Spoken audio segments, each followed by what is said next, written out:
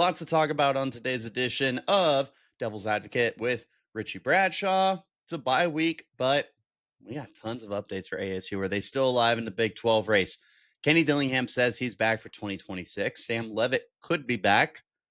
What does 2026 look like for ASU? We're going to talk about all of that today. Again, welcome to Devil's Advocate with Richie Bradshaw as we talk all things Sun Devils football and more. It's game day previews, it's recruiting, and all the things you need to know for Arizona State Sun Devils. I am Richie Bradshaw. Let's go ahead and get right into it because we got some stuff to discuss. I appreciate you guys for hanging out as always. Let's go ahead and hop right into the conversation real quick. If you have not hit subscribe yet, do me that solid, hit subscribe, turn on the notifications, hit the like button, leave a comment, all that good stuff. Let's talk the Big 12 race. If you can believe this, somehow, some way, ASU still has a chance to get to the Big 12 title game. Now, with that being said, it is almost entirely out of ASU's control. They have to, at a minimum, win out. That is a non-negotiable for the team.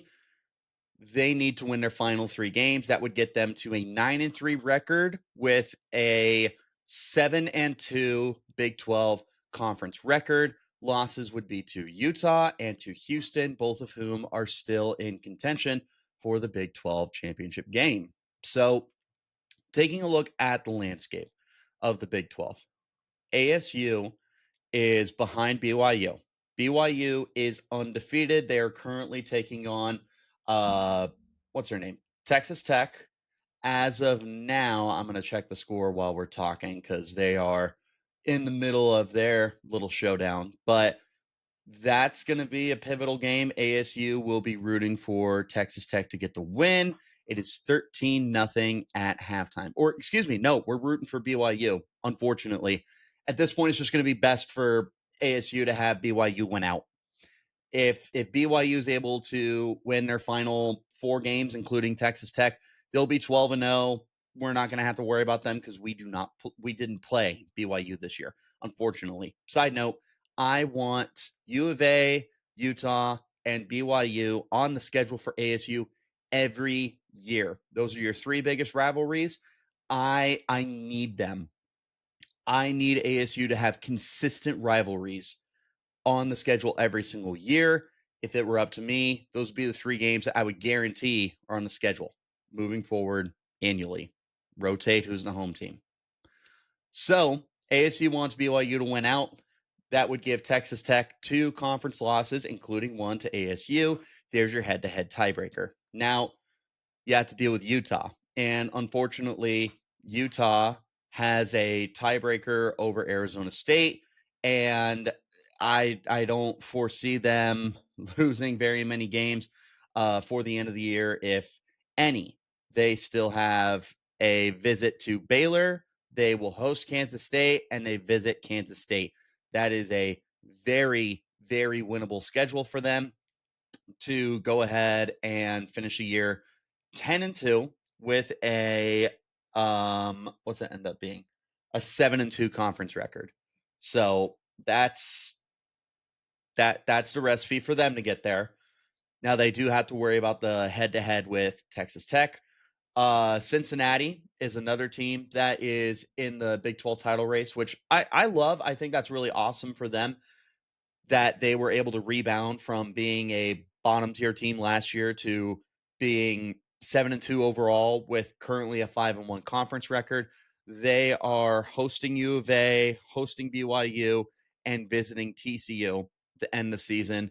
That is quite a brutal stretch. I don't foresee them going 8-1 in conference play. That's just the way the cookie is going to crumble for them. Iowa State is out of it at this point, and ASU has that head-to-head tiebreaker over them. That's just not going to end up going their way. Houston, also a team that ASU has to worry about, even though they are 5-2 in the conference. they have the tiebreaker over ASU. Now, they played UCF last night. They got a tight win. Very unfortunate. They have to host TCU and they're visiting Baylor. Those are not easy games. ASU obviously will be rooting for them to lose one of those games. But it feels like those are the final 5 teams that are going to be in competition to get to the Big 12 championship game. Look, I know that K-State is hanging around and they're kind of a fun little story, but they're also 3-3 in conference play and they still have to visit Utah. I just don't see them having a path to the Big 12 championship game right now. They're facing all sorts of changes going on. Their running back Dylan Edwards is in the portal. ASU, be wise to give him a call. Yeah, I would take K-State out of it. You take ASU out of it, honestly, it's just not impossible for them to get there at 9-3. But boy, oh boy, does it feel impossible for ASU to get there. They've got the good wins. They've got the tiebreaker over Texas Tech, which is massive. They've got a head-to-head over TCU, and I know that TCU's not in it, but TCU is still a 6-2 program. They have 2 losses in the conference as well. That's a good quality win for ASU. That's going to look good, and I know that your quality wins also factor in to getting to the Big 12 championship game. So there is a path.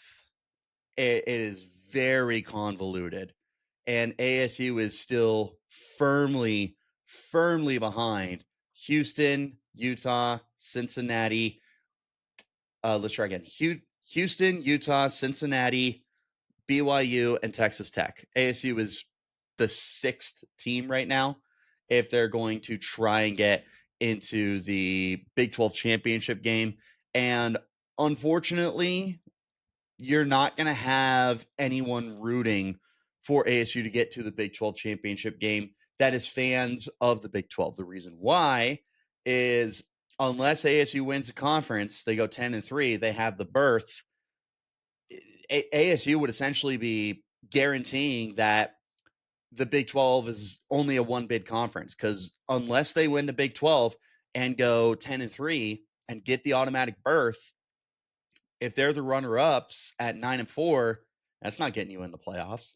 If they knock out Texas Tech may not be ranked high enough to get into the playoff, and that's required that they have another loss somewhere, which could be to BYU or their remaining schedule. It'd have to be BYU. They're hosting UCF. They're visiting West Virginia. They're not losing those games, short of some kind of emotional letdown kind of thing, which is always a possibility in college football. Neither here nor there. So Texas Tech may be ranked too low to get in. Cincinnati may be ranked too low to get in. Utah may be ranked too low to get in.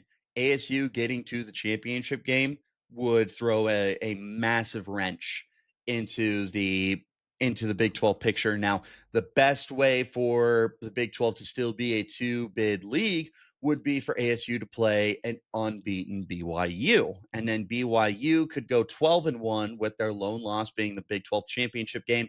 At that point, there's just not really a way in my mind that they would be ranked low enough at 12-1 to not go to the playoff.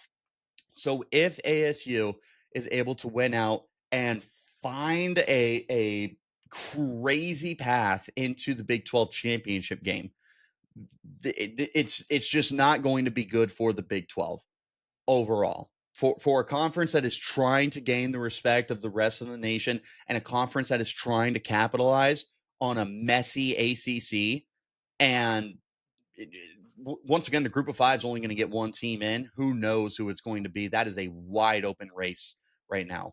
I know that Tulane got a big win last night. They probably knocked Memphis out of contention. South Florida is still in it. It's a ton of fun right now, what we are seeing with the group of 5 playoff race.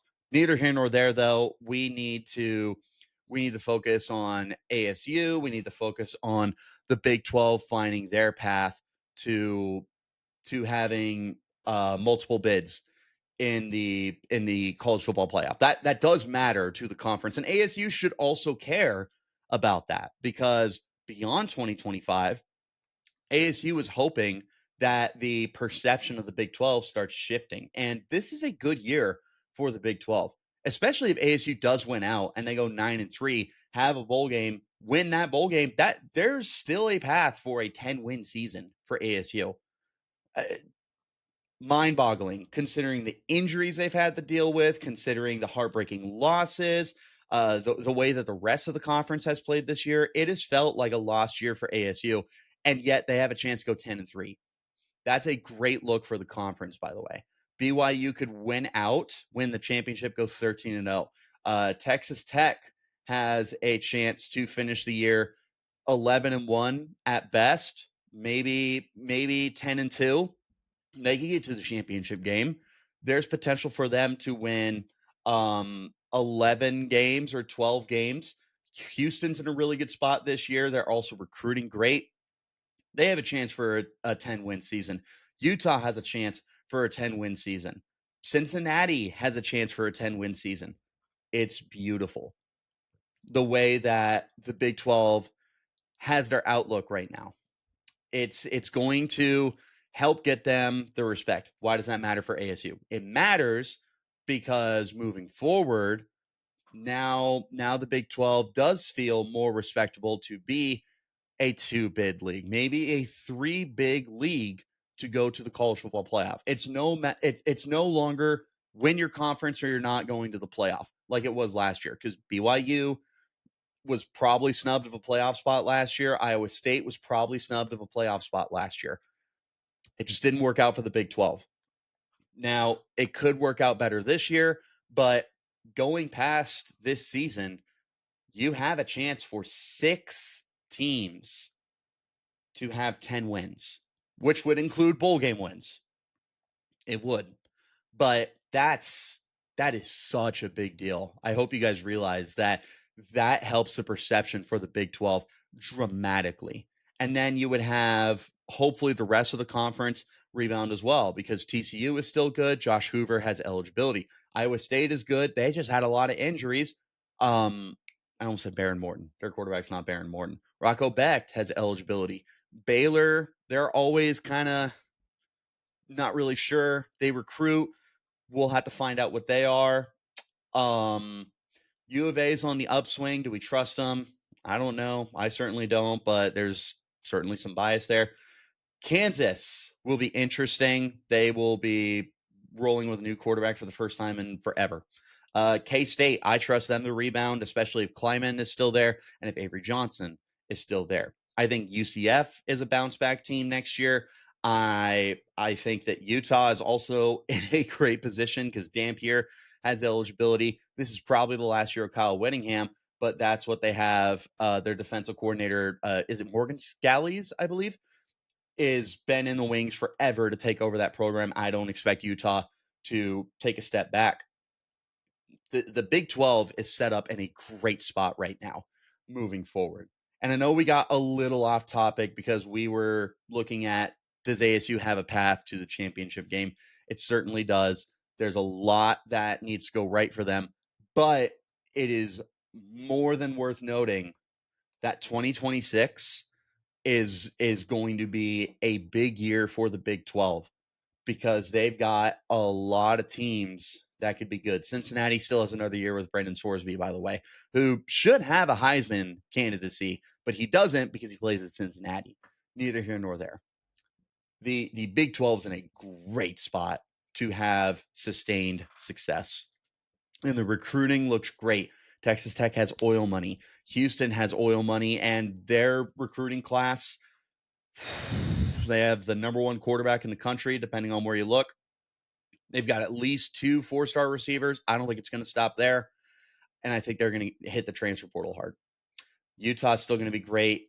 I'm curious if Cincinnati can do it twice, but I mean, this was a dramatic step forward for them. You have to think they can build off of that momentum. BYU's not going anywhere. In fact, oh my goodness, I can't think of the quarterback's name.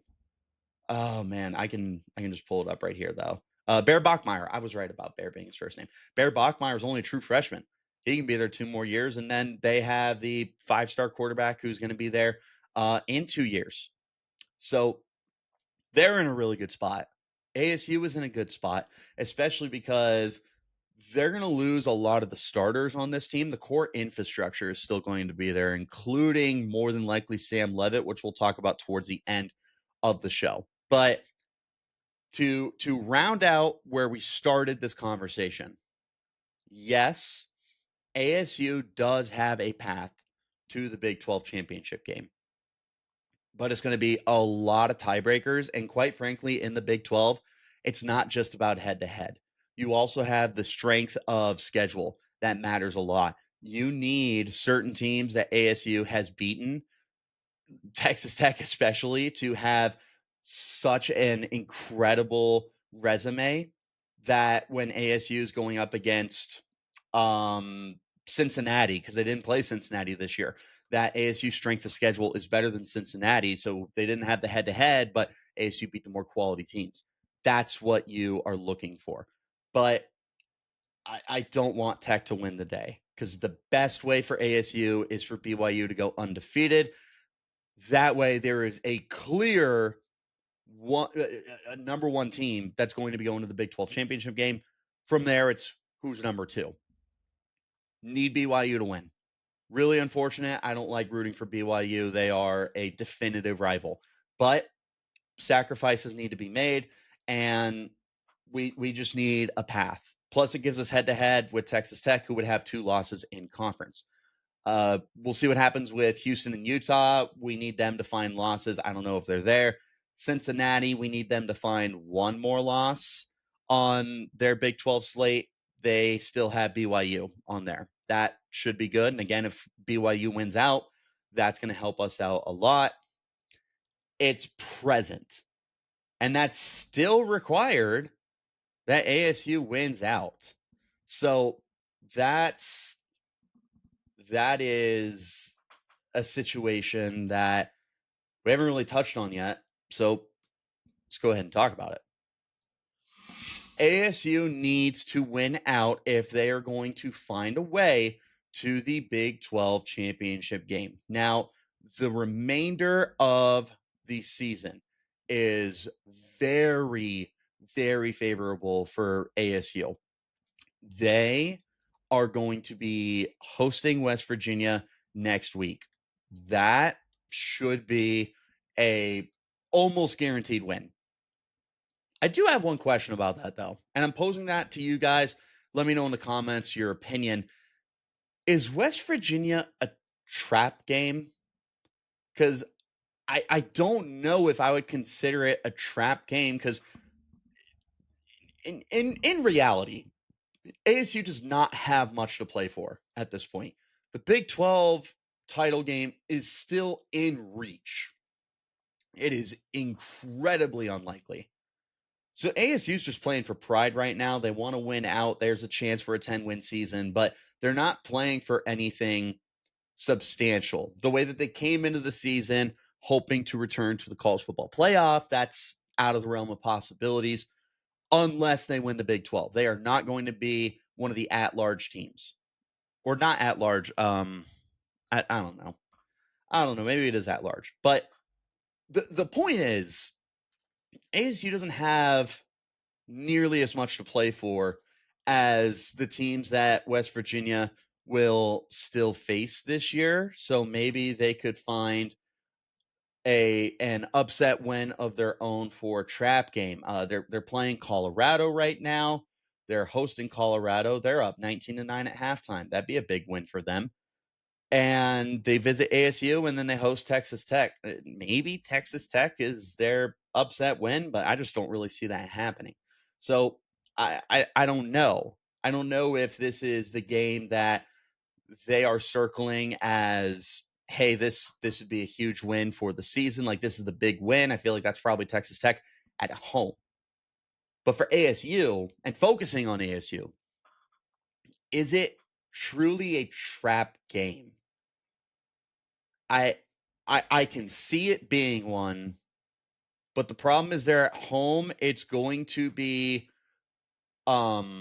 fresh off of a bye week, so this team's going to be rested. They're coming off a huge win over Iowa State, in which Jeff Sims won the National Player of the Week, which good for him. I wasn't able to get around to a recap show this week. My apologies, but what a hell of a performance for Jeff Sims.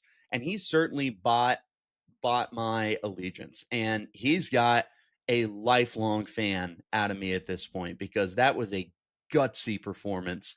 And I was very much on the side when it got posed. I think Wired Devils put it out that the jersey needed to be hung up in the team's Hall of Fame. I saw that. I was like, absolutely, hell yes, that needs to be hung up because it set a record, but also it just, to me, it encapsulated, excuse me, what it means to be a Sun Devil, what it means to be a Kenny Dillingham Sun Devil, that no matter what is stacked ahead of you, that you're still going to go out and compete. Jeff Sims came to Arizona State last year. He could have won the starting job. It was very unlikely he didn't. He returned to ASU knowing he was the backup. And all of a sudden, this opportunity has opened up in front of him and he has earned it. And I'm so happy for him as a person. But for him to go out and do what he did against a good Iowa State team on the road in the rain, beyond impressive. So happy for him. But they're coming off the win. They'll be off a bye week. They'll be off a fresh, really good performance by Jeff Sims. I have to imagine that they are spending a lot of time in the film room. Kenny Dillingham did give them the week off. I would hope that they're going to be super intense for practice this upcoming week to make sure that they stay on track. But I would definitely imagine that Kenny and Marcus Arroyo and Jeff Sims have been doing a lot of film study, and that they're going to make sure that the things that worked for them, quarterback run, obviously, which is the way that I said they were going to win the game, is just commit to Sims being able to run and commit to Raleek Brown running the ball. And they did, and it was phenomenal. They are going to perfect their offense to make sure that they don't stumble over the final 3 games. There is something to play for, but it's just very unlikely, out of reach for the team to get what they want. Is West Virginia a trap game? I'm again, I pose that to you guys. Let me know in the comments what you think. I think it could be, but I would not call it one personally. After that, they visit Colorado. This is much more of a trap game for me. You're on the road. Colorado is not good, but they're sneaky. They compete. They're kind of Randy Marsh. You can go in, I didn't hear no bell. They're a fine team. This was a huge step back year for them, but they lost Shedeur Sanders. They lost the Heisman Trophy winner, Travis Hunter. They lost several of their top players on offense, several guys on defense. It was a new look team, and they had 3 quarterbacks that they were trying out. And it's never going to be easy when you're shuffling between guys, but they're working through a rough season. I am not sleeping on them to just roll over on their back for the rest of the year. They visit West Virginia today. Again, they're currently down at half. They're hosting Arizona State. That's also their last home game of the year. That's huge. And then they're going to be at Kansas State. That's a winnable game. And they're 3-6. They also, if they win out, still have bowl eligibility on the board. If they lose to West Virginia, well, they've got nothing to lose, but Arizona State also doesn't really have anything to lose. But at that point, why not ruin a rival season? If they beat West Virginia, they have a lot to play for because they're going to be trying to get to that bowl game. ASU definitely needs to be careful. They very much need to be careful for that game. And it does have trap game vibes to it. Again, I don't really know if ASU is facing a true trap game at this point because the season is just kind of gone for them. It's not, but it is. It's a funny situation the team is in. I also,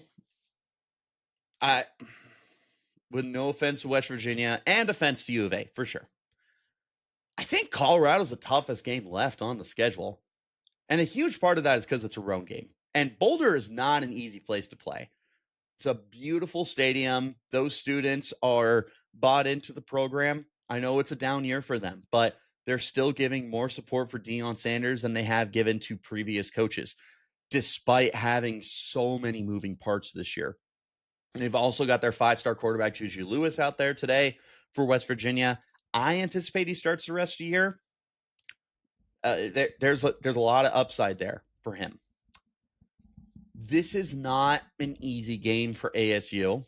Quite frankly, when looking at the schedule before ASU lost to Houston, and they had that win over Texas Tech, and you were looking and they were 3-1 in the conference, I still looked at that game and I was like, it's just interesting. Like, there's just something about it that does not make me feel good. And I still look at it that way. I'm still not sure how to feel about Colorado. They are not a good team.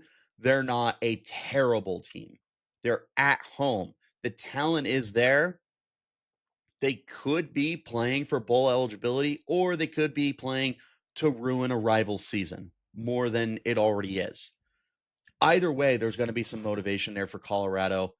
That might be the toughest game left. And then ASU will close out hosting U of A. I don't know what to do with U of A. They're 5-3. They're 2-3 in conference play. They have had some really close losses too. They played a very close game with BYU, double overtime in Tucson. They lost by 3 points to Houston on the road. Earlier in the year, when Iowa State was healthy, they got smacked. Earlier in the year, and it wasn't a conference game, but they still played K-State. That was a good win for them. I don't know. Their 2 conference wins are against Oklahoma State and Colorado. They ran them off the field. But they're playing K-State later today. They're at Cincinnati. They're hosting Baylor, and then they're at ASU. I'm not saying they're going to lose out. That possibility is there, and they go 5-7. This is a tough slate for them down the stretch. But again, if they were to lose their next 3 games, they play ASU at 5-6. That suddenly becomes even more important than it already is. It's the most important game on either team's schedule. The joke, right, is there's 2 seasons for ASU and for U of A. There's the first 11 games, and then there's Duel in the Desert, the Territorial Cup. That is the way that both of these programs see it. That's how ASU sees it. That's how U of A sees it. And I love it. It's such a hated rivalry that gets overlooked by the national media. Such a bummer. That's going to be a fun game. Me and my girlfriend, soon to be fiance. I don't know if she's going to see this episode, but that'll be exciting. We're going to be at that game, and it's going to be intense. If you see us, please come over and say hey. I'm also looking for somewhere to hang out and tailgate. I don't know what the tailgate situation looks like. I know there were some changes. Total side note, but that game is going to be as intense as we have seen in recent years. ASU lost consecutive territorial cups before they went down to Tucson last year and smacked them. Now, this is year 3 of Kenny Dillingham. This is year 2 of Brent Brennan at U of A. There is a lot of intensity that is already building up between these 2 coaches as they are building their resumes for their programs moving forward. This was a nice step forward for Brett Brennan, I will admit, because I thought that U of A was going to be a joke. They have not been a joke. They have been competitive. I think that Brennan has probably bought himself another year, which I love because I don't think Brennan is that great of a head coach. But to his credit, he took a big step forward with U of A this year. U of A is going to be looking to win this game. Brent Brennan is looking to win this game for multiple reasons. You'd love to end the season spoiling your rival, spoiling their final home game, embarrassing the students who will go in with the most confidence that they've had in years. I feel really good about this game. I'm guaranteeing a win, but that's also because I'm an ASU fan at heart. It's going to be intense. It's going to be so much fun.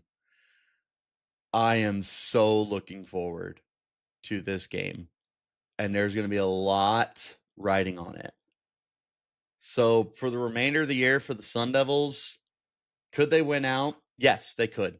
Honestly, I expect them to, because they really are not playing difficult teams. West Virginia is not good. Colorado is not good. U of A is more bad than they are good, but that's also the duel in the desert. This should be a 9-3 regular season for the team. As far as the bowl game goes, who knows? I don't know if they're going to get one of the better bowl games or if they go to the Sun Bowl, which, the Sun Devil Bowl, love it. I don't know what to expect for a bowl game. Even if they went out at 9-3, I don't know. And at that point, it's going to be really interesting to see who they go up against. Do you get an SEC team? Do you get one of the better Big 12 or Big 10 teams that doesn't make the playoff? I mean, Iowa is playing really good football. They're not getting to the playoff. Could you face them? Minnesota is solid. Maybe you have a really good G5 opponent. The ACC has some decent teams. You could play Miami. Miami's probably not going to the playoff.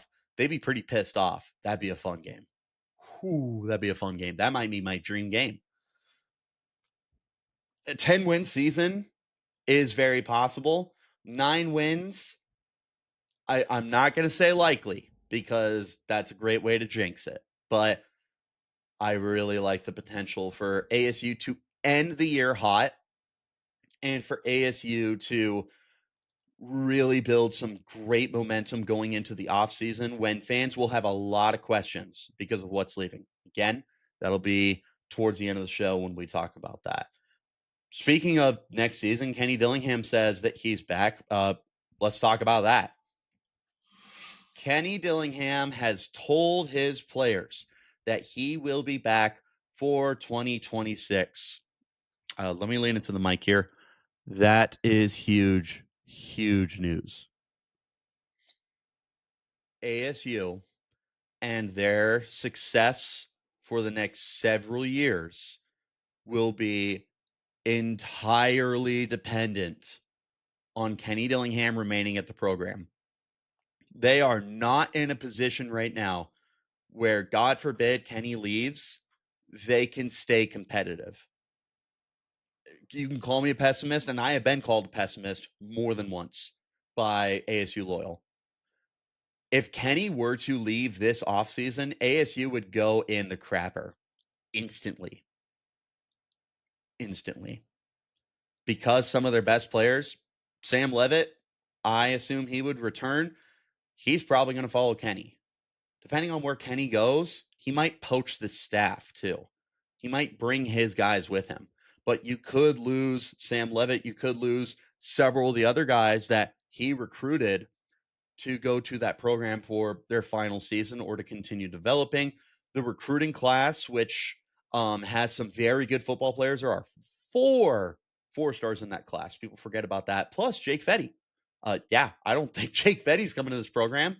He's been committed for almost a year and a half at this point, and it's been very dependent on the way that the staff has treated him.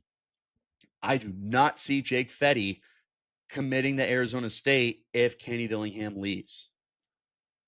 So until ASU starts to build their reputation as a program for the logo on the side of their helmet, they are going to be entirely dependent on Kenny Dillingham. A lot of programs are going to be successful based off of their head coach. And when a head coach leaves, you can see a decline, right? We saw when Lincoln Riley left Oklahoma, they were going through a transition phase. It took them a little bit to get back on track. It's not often you see programs like Washington, programs like Alabama, programs like Michigan that are able to rebound quickly after a head coach leaves. This is that kind of position for ASU where they would go right back into the stinker if they lost Kenny Dillingham. I'm sorry, pessimistic, sure, but that's just the reality. They cannot afford to lose Kenny. Now, they don't want to lose Kenny, period. Why would you? Kenny Dillingham has revitalized the sleeping giant. ASU has seen so much success in such a short amount of time with Kenny Dillingham. Do you realize the last time ASU had consecutive 10 plus win seasons was 2013 and 2014 with Todd Graham? It's been over a decade since ASU has had consecutive 10 win seasons. That's on the table here for ASU. It's been a long time since ASU has seen massive success. Again, you're going back to the Todd Graham era, but I think that these Kenny Dillingham teams are much better than those Todd Graham teams. And there was NFL talent scattered throughout those teams. There were first round talents. There was a lot of good players when Todd Graham was there. And Kenny already has them there. And I think that he's just going to get better. So they just cannot, under any circumstance, lose Kenny Dillingham. And the big whispers right now is Auburn. They're all about him. I know that their fan base is clamoring for Kenny Dillingham. There's a connection. He was there very briefly as an offense coordinator. It might have been 2 seasons, but he's familiar with the area. He's familiar with the fan base, the recruiting status that they have. Auburn is a threat. Make no mistake about it. Auburn is a threat. I do believe that Kenny Dillingham is going to stay. And I'm ahead of myself according to my script. But you know what? This feels like an appropriate time to bring this up. I do believe that Kenny is committed to the program for 2026 and beyond. We know he loves it here. We know that this is home for him, very literally. We know that this is his dream job. He described it as such, and a lot of guys say it. I know. I've never believed a guy more than when Kenny Dillingham said, "This is my dream job." It's got a lot of emotional value for Kenny Dillingham to stay at Arizona State. But Kenny Dillingham is a grown-ass man, and Kenny Dillingham is his own person. And Kenny Dillingham understands that if ASU doesn't keep up, that his level of success is capped at ASU. Now, as far as I'm concerned, it's not. They've been to a playoff game in year 2 of what was supposed to be a massive rebuild. They've already been to the college football playoff. They are on track to have consecutive 10-win seasons. They're not on track. They have potential for consecutive 10-win seasons. The program is just building so much momentum, and the Valley's activated. That was the goal, right? Activate the Valley.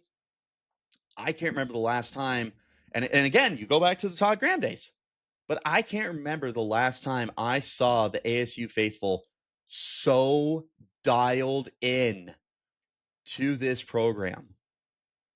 The Cardinals, the Arizona Cardinals, they're fine. This wasn't the year that fans were hoping for, but I do like Jonathan Gannon. The Suns, they're off to a decent start, but we never know. They're going through coaches like tissues. The Diamondbacks, I don't know. I love my D-backs. It's such a weird outlook, especially with the injuries they're going to have to overcome. You really are potentially the talk of the town, the sports team that the Valley loves, because there's uncertainty with the other three professional franchises, mind you. And football drives everything. ASU football could be the talk of the town, and we've seen that before. And when you give fans in the state of Arizona something to root for, they're diehard. There are great fans out here. And there are fans who are diehard, win, lose, or tie in winning seasons or in losing seasons that are consistent. But you put something out there, I mean, they're selling out home games. True sellouts, not sellouts, and there's 100 vacant seats up in the rafters. True sellouts. They are absolutely proving that the sky is the limit. The sleeping giant, right? That's what they call ASU. They're proving that that giant is waking up. And Kenny Dillingham has been the catalyst for that. Also, I mentioned that Kenny Dillingham is his own person. Well, Kenny Dillingham has shown me that talk is not cheap and that he values the words that he puts out there. If he's telling his players, not the media, he didn't tell me that. He didn't tell Chris Cartman that. He didn't tell Hode Rubino that. He didn't tell the fans that. He told his players, the guys he cares about, the guys that he has said he wants to mold to be men, not just on the field, but to be good people. Kenny's not gonna lie to them. He says he's coming back. He's coming back. He says and backs up what he means. There's no reason at this time for us to believe otherwise, and I don't think there's ever going to be a reason for us to believe otherwise. So this is massive news for ASU. But with that being said, they've got to do everything within their power to make sure that he stays. And it looks like this.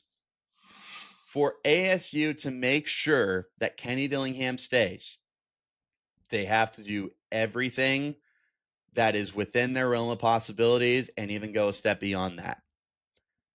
It is time for that NIL to step up. Now, it has gotten better. From the moment that the Sun Angel Collective has started over the last several years, we are massive strides ahead. It is still nowhere close to competing with the best programs in the country, to competing with Big 12 rivals. And it's not where it could be. Sky's the limit for ASU. Sky's the limit for NIL. I know a lot of deep pockets are in the Valley. I know a lot of big-time alumni. James Harden has given money to the basketball program. Phil Mickelson, Phil Mickelson, one of the greatest golfers ever. He put out a little tweet the other day. Nothing crazy, just a little 100 emoji when talking about ASU. As a proud alumni, you have to imagine that Phil Mickelson is interested in ASU staying good. He's got Saudi Arabian money because of going to the other golf league. He has a ton of big wins in the PGA. He's not short on cash. If he's interested, he will give to the program. There are very notable alumni who would be interested in donating to the program and in becoming full-time boosters. And you have boosters too. that we don't know their names, that are big time business tycoons in the Valley who would be happy to give their money to ASU. People like watching a good product. ASU, again, to be a broken record, they have a chance for consecutive 10-win seasons. That gets a lot of people's attention. And for people who care about football, for people who like watching their team do good, alumni especially, if you understand the landscape of college football and college sports entirely, then you know that you need to give to keep everything. And that's going to be big for ASU this year because they're losing a ton of their team. You need that NIL to step up so that you can retain guys and that you can entice others to come to your program. The best players who hit the transfer portal, they could start coming to ASU. Your recruiting is taking steps forward, but we're still waiting on those 5 stars. We're still waiting on the consensus 4 stars. That could start coming their way too. The reputation is building up, sure, but NIL matters a lot. So it's time that steps forward. And for what it's worth, that's something that could entice Kenny as well. Kenny has mentioned on more than one occasion that he needs the resources to keep this team competitive. He's flat out said, if you like winning, you need to donate so we can keep these guys. He understands the landscape. We need to understand it too. So we got to do that because Auburn has cash. They may not be pinnacle of the SEC. They're not Bama. They're not Georgia. They're not Florida. But you know what? They have national titles. That's a good program. Auburn can offer that. So you just need to make sure that you do everything you can to continue giving Dilly the resources. Now, conversely, speaking of money, you got to get him a new contract. By the way, people who say like, oh, Dilly just got an extension, that means nothing. Literally nothing. I think it was a 3-year extension. And it gave him a pretty nice pay raise. But you know what? Stop me if you've heard this before. He's on pace to win 21 games in the last 2 years. You have to give him a fat deal, if for no other reason than to create a massive, massive buyout that makes it difficult for other teams to poach him. Teams that don't have the financial capabilities to pay off that buyout. That's very important. So you can look at it from that perspective, or you can look at it from the perspective of, hey, we love Kenny. We respect everything he's done, and he means a lot to this program. Let's give him a blank check, have him sign, and put down whatever he feels is fair. Do that. And again, the program is just going at a crazy rate right now. The Valley's activated. Just keep investing the money into the program. It's going to increase the opportunities for these players to make money. I don't care. I do not care whether or not you think it's right for players to make money. At this point in time, it's been happening for the better part of a decade. It's been happening even longer than that. You got to get aboard, or you're not going to enjoy winning football. It truly does not matter at this point in time if you agree with NIL or if you don't, because it drives college sports. So get on board. Get on board. I don't care that you don't think it's fair that a kid who has a full ride scholarship is making a couple $1,000s on the side. I do not care. Not at all.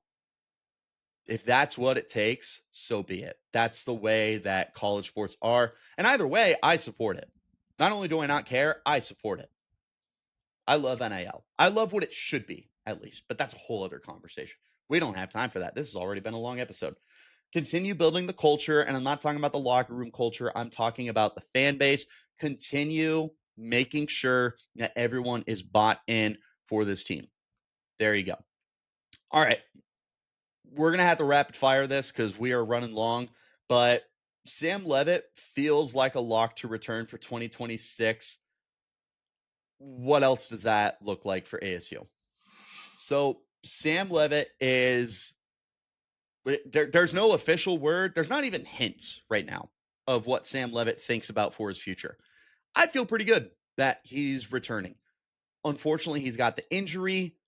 That in itself, the injury alone puts him in a situation that's really difficult. Do you want to come back for another year to be fully healthy? Because that could impact where he's drafted. He's a first round talent. He might be a day 3 pick, depending on how teams feel about the injury. It's a foot injury, too, for a guy who runs for a quarterback. It's a serious injury. It is very important that Sam Leavitt is in the best place possible for him to be able to capitalize on his pro success. And injuries do not help that. So he could return because of the injuries. That's where my gut is at. I don't know anything. I got no inside sources. There have been no rumblings whatsoever. Take it for what it's worth. I feel like he's coming back. There's also a lot of other quarterbacks who are returning as well. Dante Moore sounds like he's coming back. I think there's a really good chance that Arch Manning returns as well. It's going to be a theme this year. And the 2026 draft doesn't really have consensus guys right now. Like Fernando Mendoza, Ty Simpson. I mean, Dante is one of those guys, but Dante might come back. There's not really this consensus top tier class of quarterbacks. And that could influence Sam to declare. It very well could. You wouldn't blame him because it's a less crowded class. Maybe he does get drafted higher. But I think there's a lot more for him to gain by coming back than there is for him to risk going pro with an injury. And if we're being honest, this season was fine. It was not a bad season, but it wasn't the season that everyone was hoping for. It wasn't the season that Sam Leavitt was hoping for.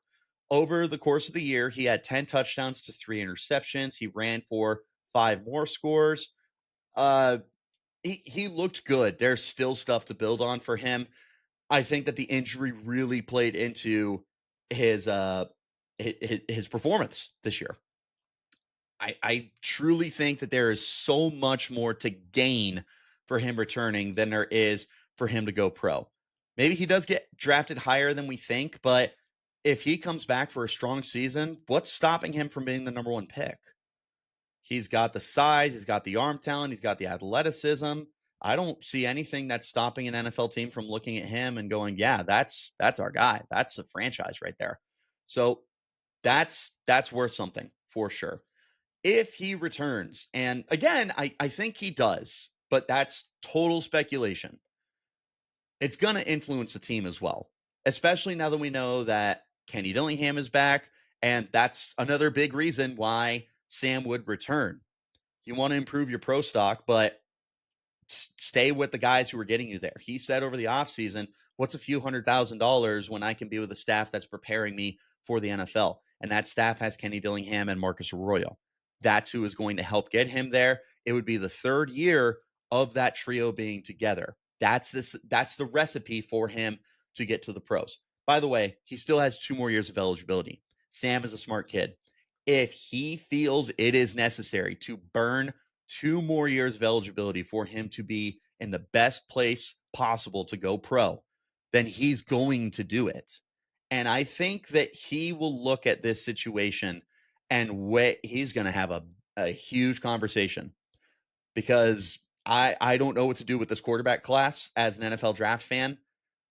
Sam could get drafted really high because of the potential circumstances of who's declaring and who's not declaring, or he could go back to school. This is going to be a huge decision for him to make. I wouldn't blame him either way.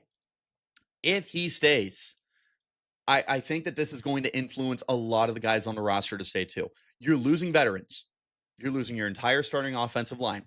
You're losing your starting tight end. You're losing a couple of your big name receivers. Jordan Tyson, he's probably going pro. He's being looked at as a top 5 pick. Could he return? Well, yeah, of course he could. He's got a year of eligibility. Could play with Sam another year. There's no way Tyson returns. And if he doesn't, I will just go absolutely ballistic in the best way possible. You're losing a lot of your starters on defense too. This is going to be a brand new team. This is something that fans were worried about going into 2025 is you have to win this year because if you don't, who knows? Okay, well, We were also under the assumption we weren't going to have Sam Leavitt for 26. And there's good reason to believe he will be there. It's not a guarantee. And there are reasons for him to declare. Truly, I am not overlooking that. I am not. I promise you. But we were not anticipating Sam to be on this team. And there's a chance that he is. And if he is, that's going to influence guys. You're going to keep the best receivers that you have available. They're going to want to catch passes. And with Tyson being on and with Malik McLean running out of eligibility, there are opportunities for Jaron Hamilton, for Jalen Moss, for Derek Eusebio, for some of the youngsters, for guys in the transfer portal to come and take on opportunities. I think the backfield is going to stay intact. I hope Kanye Yuta returns. I know that he's not been on the field a lot. I wonder if there's something else going on. Maybe he's not 100% healthy. I don't think a guy of his talent is being left off the field on purpose. But Raleek Brown has eligibility. He could return. Kyson Sip Brown is redshirting. He's likely back as well. Kamari Anderson will be a senior tight end. AJ Ia is back. We'll figure out what else happens with the tight end room. Offensive line's going to reload. Wasn't a great unit anyway. But I like what's behind there. I have been so excited for Jalen Clem for a long time now, and I think that he's ready. I do. Champ Westbrooks and Terrell Kim, they have been steadily developed. I think that they're going to be ready as well. There's Ben and Wade Helton. They could be inheriting some starting opportunities. Don't sleep on some of the other guys on the depth chart too. There's recruiting. I think that there's a lot more potential than fans may realize on the offensive side of the ball, especially if Sam Leavitt returns. It's going to be a massive injection of youth, especially on the offensive line. Especially on the offensive line. And again, the transfer portal. But I do think the offense is still going to find a way to be potent. How's the defense going to look? Well, you're losing all your linebackers. You're losing your starting safeties. Although I think Xavion Alford still has a year. I'm not 100% sure. I'm pretty sure he has another year, and he's been injured this year. But you're losing your pass rush. There's a lot. But in theory, the ASU defense could still return a handful of starters or big rotational guys. CJ Fight has a year of eligibility. Zach Swanson does, but he's been banged up. The edge rush is going to be brand new. Martell Hughes will be back. He's a starting linebacker. You can have your top three corners. You can have Keith Abney, Rodney Bimmage, and Javen Robinson all return. Keith Abney, I think, is going pro for what it's worth. He's been Defensive Player of the Year in the Big 12, just without the stats. But Rodney Bimmage has looked excellent. Javen Robinson's been up and down. I anticipate him to return. Montana Warren is back. Boogie Wilson is back. You bring back starters or key rotational guys, but you also have role players and guys who have been developed behind the scenes who could find roles. A healthy Michael Gardner, he was showing out big time in training camp. Hopefully he's good to go for the next year. Rashad McKenzie, Deshaun Morgan, Ramar Williams had me excited for the interior. Outside, I think they're going to have to address through the transfer portal, but Roman Petrie could still be here, and Petrie would be going into his third year developing. I don't know if he's wanting to stay, but he could, and there's a starting role open for him. Albert Smith has an opportunity. Linebacker is really interesting. We could have a healthy Tate Romney finally. We could see Tristan Bacon and Isaiah Iosefa get on the field. In the secondary, Tony Lewis and Kuba could get out there. Chris Johnson, the second, could get out there. Plas Johnson, hopefully, will be healthy. He can get out there. Kyan McDonald can get out there. The recruiting class that's coming in. The youth is going to be tested on both sides of football for ASU. But it's not as though this team is suddenly depleted of talent because the veterans and the seniors are leaving. ASU has the talent. They've been recruiting well. And again, the transfer portal is a thing. ASU has been heavy in the portal before. I think this is going to be one of their busiest off seasons in the transfer portal. And having the success that they have had is going to help them out. By the way, there's only one window for the portal. So if ASU is able to retain most of this roster, I like their chances to add some guys to it and make sure that the team doesn't take a step backwards. That they could, but I feel pretty confident that the team's going to be fine. This is the Sun Devils team that's going to face a lot of change, and a Sun Devils team that will have a lot of unproven players, a lot of inexperienced players, a lot of young players, but they're talented kids. And they're kids who are bought into the program. A lot of these guys could have transferred last offseason and could transfer this offseason. If majority of them come back, and until further notice, I don't think we have a reason to believe they won't, who's to say that ASU is not going to be able to find a way to just have a fun roster for next year? Unproven, but fun. Sam Leavitt returning, I feel, is pretty good. He's going to influence guys to return as well. Kenny Dillingham being back is going to influence a lot of this to return. ASU, they win 10 games this year. People would still consider a lost season. I understand what you're saying. I'm not there, but I understand. But there is a great possibility for ASU to stay afloat next year. Kenny's back.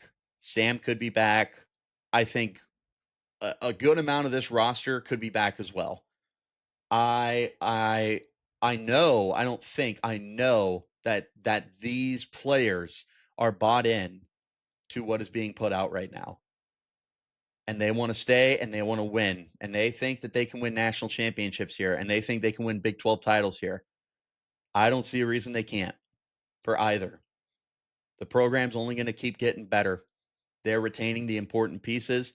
I trust the athletic director, Graham Rossini, to continue investing in the program as well to make sure that they don't take a drastic step backwards. They're going to keep Kenny.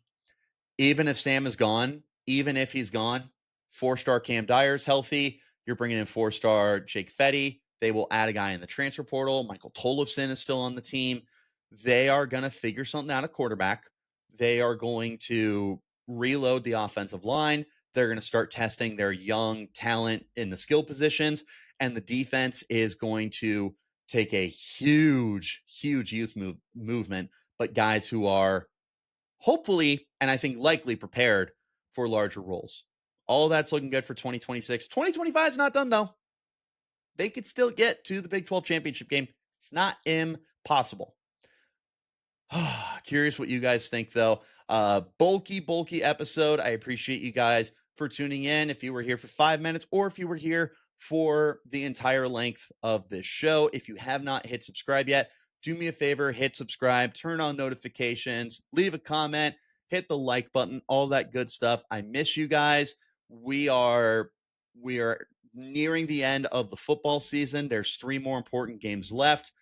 I've still got a lot to talk about. We're going to have a busy off season, and we'll be taking a look at some of the other sports as well. So, great time to tune in. I'll catch you guys later. Take care. This has been Devil's Advocate with Richie Bradshaw.